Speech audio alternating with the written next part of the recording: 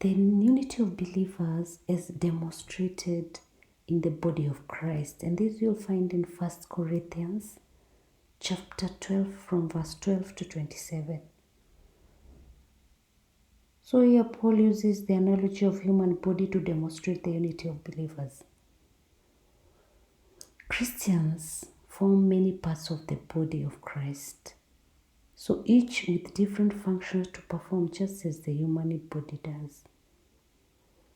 The believers are the body of Christ in which everyone should work for the total well-being of the church.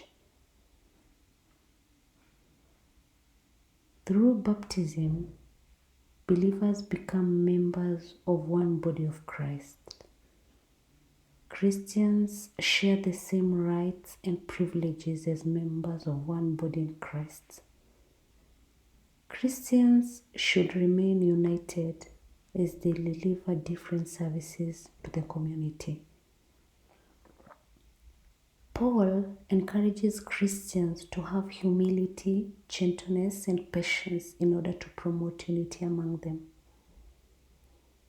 The different gifts should be used to enrich the church and to glorify God. Christians share the same rights and privileges as members of one body of Christ. Christians should not only be concerned with their own welfare, but also consider that of others.